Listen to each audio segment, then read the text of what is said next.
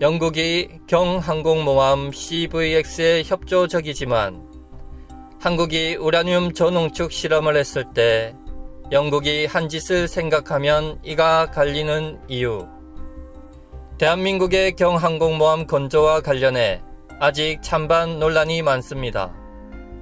그리고 최근 소식 중 기존의 해군에서 계획했던 경항공모함보다 향후 항모 크기가 훨씬 커질 것이라는 이야기까지 나오고 있습니다. 다만 오늘 영상은 항모 찬반 논란이 아닌 요즘 영국이 한국의 항모에 관심을 보이는 이유만 집중하지 않고 과거에 한국이 참여정부 때 우라늄 전홍축 실험을 했을 때 영국이 한국의 한 짓을 생각하면 이가 갈리는 이유에 대해서 알아보겠습니다. 반갑습니다. 구독자분들과 함께 성장하는 밀리터리 채널 생활탐구입니다. 영국 해군 함대 사령관. 한국은 항공모함 도입으로 정치 군사적으로 영향력 커질 것이다.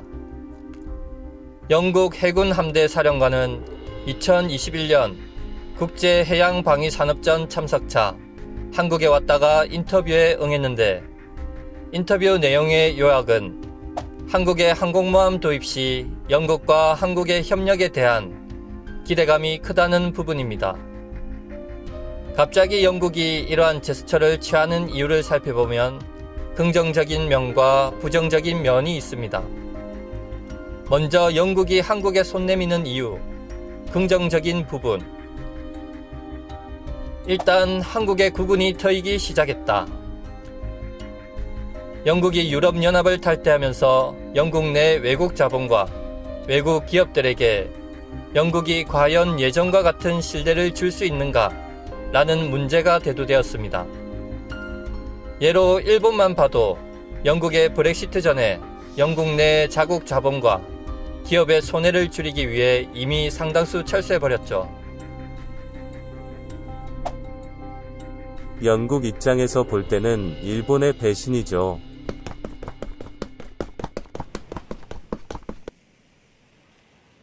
영국은 한국의 위상이 급부상하자 이젠 영국이 아시아 국가 중 경제와 군사 협력을 일본에서 한국으로 집중하겠다는 뜻이 아닐까요? 그리고 브렉시트로 인해 영국은 아시아 국가 최초로 한국과 FTA를 체결했습니다. 영국은 유럽연합을 탈퇴하기 전부터 한국과의 무역을 최우선 순위에 뒀었고 한국은 아시아 최초로 영국과 FTA를 체결함으로써 아시아 최초로 영국의 브렉시트 리스크를 제거하였습니다. 일부에서는 영국이 유럽연합을 탈퇴하면서 영국은 한물 갔다 라고 평가하기도 하지만 이는 분명 잘못된 판단입니다. 영국은 2018년 기준 GDP 3,400조 원으로 미국, 중국, 일본, 독일 다음으로 세계 5위이며 영국의 런던 정권거래소 규모는 4,500조 원으로 한국과 독일을 합친 것보다 500조 원이나 많고 중국의 선전거래소보다 1,400조 원 이상 규모가 큽니다. 또한 한국의 언론사들과는 달리 국제적 영향력이 막강한 언론사들을 보유하였고 세계 대학교 탑10에 무려 4곳이 영국에 있습니다. 아직은 한국의 전체 수출에서 영국으로 수출되는 비중이 1.5% 정도에 불과하지만 FTA 체결과 영국이 내민 손으로 향후 한국에서 영국으로 수출되는 비중은 1.5%를 넘어 2.3%인 일본을 훌쩍 추월할 것으로 기대됩니다. 국제적으로 영향력이 막강한 언론사인 영국의 일간지 가디언은 이미 몇 년 전부터 한국을 극찬하기 시작했습니다. 브렉시트 후 영국의 롤 모델은 한국이다.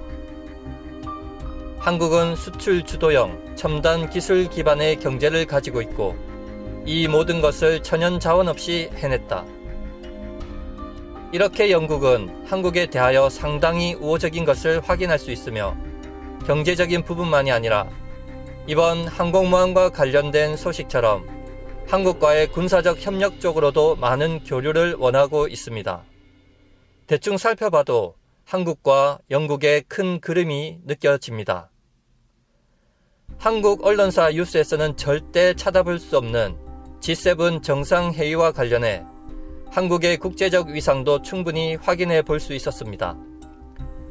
영국은 G7에 한국이 합류하기를 원하고 있습니다. 그리고 지난 8일 부산에서는 한국, 영국 방산군수공동위원회를 개최하면서 양국의 무기체계 운용 경험, 미래 획득 사업, 공동 연구 개발 등 다양한 주제를 논의하였고, 한국 해군의 경항모 확보와 관련한 기술 협력과 9월 퀸 엘리자베스호 방한과 관련해서도 논의가 있었습니다. 사실 자국의 핵심 전략 자산, 항공모함과 그와 관련된 기술 협력은 돈을 싸들고 가서 비로도 보여주는 게 아니죠.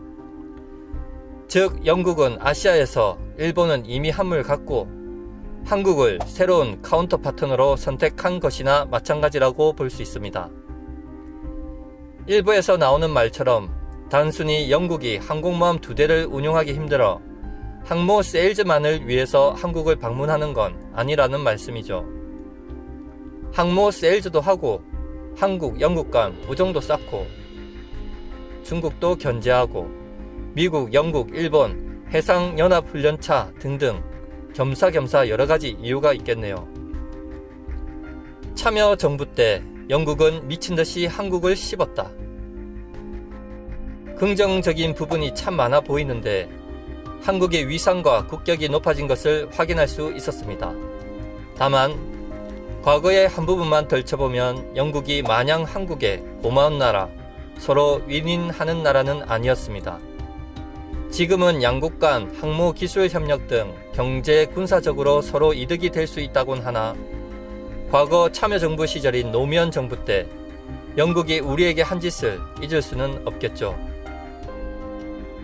때는 2000년대 초반, 한국 원자력 연구소의 우라늄 전홍축 실험이 전 세계에 알려지자 가장 발광한 나라는 미국도 중국도 일본도 아닌 영국이었습니다. 한국의 우라늄 전홍축 실험으로 전 세계의 관심을 받고 있는 상황에서 유독 영국은 연구 목적이라는 한국 정부의 설명에 의문을 품고 군사용이라고 전 세계에 의혹을 제기하였고, 영국 BBC 방송은 레이저를 활용해 무기급 우라늄을 추출해내는 기술은 민간용으로 활용할 수 없는 것이라며 한국은 명백한 핵 확산 금지 조약을 위반했다 라고 선동했으며 공식적으로 문제를 제기한 나라도 영국이었습니다. 생각 같아선 일본이 더 난리를 쳤을 듯 하지만 영국에 비하면 일본은 양반 수준이었죠. 당시 일본 아사히 신문은 한국 정부는 소수의 연구자가 독단으로 실험했다고 해명했지만 납득하기 어렵다 정도로 끝냈습니다. 그리고 당시 중국 관영신문도 한국이 비밀 핵활동을 스스로 공개함에 따라 이란의 농축 우라늄 문제 해결이 더 복잡해질 것 정도였습니다.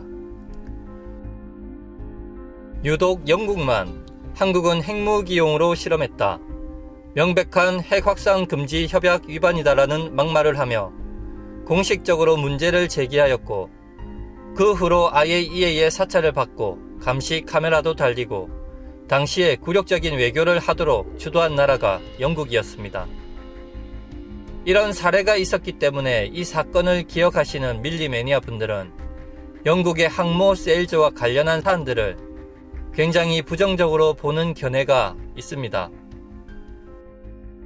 마치며 긍정적, 부정적 면들이 있지만 일단 영국은 일본에 배신당하고 교역국은 미국과 캐나다가 전부이고 브렉시트로 인해 경제적 자립이 시급한 상황입니다. 한국은 한국대로 과거 러시아의 군사 기술을 우리 것으로 소화해 미사일 기술을 세계적 수준으로 발전시켰듯이 이번 계기로 항모와 관련된 기술뿐 아니라 영국에게 얻을 것들은 확실히 얻어낼 수 있어야 되겠습니다. 시청해 주셔서 감사합니다. 구독과 좋아요 알림은 기쁨입니다.